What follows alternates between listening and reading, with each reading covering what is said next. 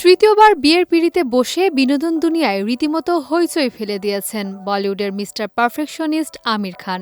তবে ভারতীয় ফিল্ম ইন্ডাস্ট্রিতে আমির খানই একমাত্র নন, তার আগেও এমন বেশ কিছু তারকা রয়েছেন যারা 3বার বিয়ের পিঁড়িতে বসেছেন।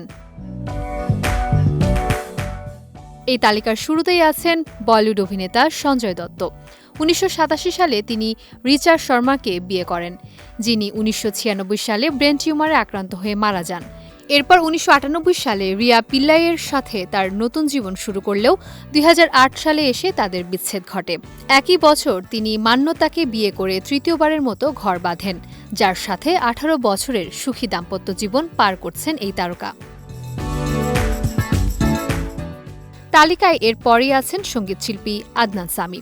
১৯৯৩ সালে তিনি প্রথম বিয়ে করেন অভিনেত্রী জেবা বখতিয়ারকে। ১৯৯৬ সালে সেই সংসার ভাঙার পর ২০০১ সালে সাবা গালাদারের সাথে দ্বিতীয়বার বিয়ের পিঁড়িতে বসেন তিনি। তবে টেকেনি সেই সংসারও। অবশেষে ২০১০ সালে রুয়া ফারিয়াবিকে বিয়ে করে তৃতীয়বারের মতো ঘর বাঁধেন এই শিল্পী, যার সাথে বর্তমানে সুখের সংসার করছেন তিনি।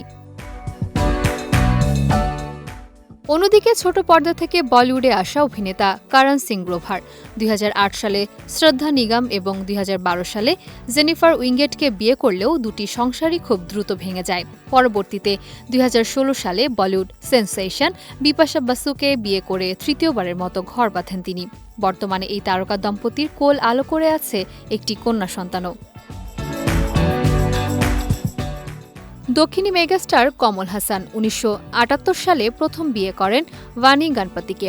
এক দশক পর সেই সংসারের ইতি টেনে ১৯৮৮ সালে অভিনেত্রী সারিকার সাথে বিবাহ বন্ধনে আবদ্ধ হন তিনি। এই তারকা দম্পতির কোল আলো করেই জন্ম নেন বর্তমানে জনপ্রিয় দুই অভিনেত্রী শ্রুতি হাসান ও অক্ষরা হাসান। তবে ২০০২ সালে সেই সংসারও ভেঙে যায়। এরপর কমল হাসান আর আইনি বিয়ে না করলেও দীর্ঘ সময় অভিনেত্রী গৌতমীর সাথে লিভ ইন সম্পর্কে ছিলেন।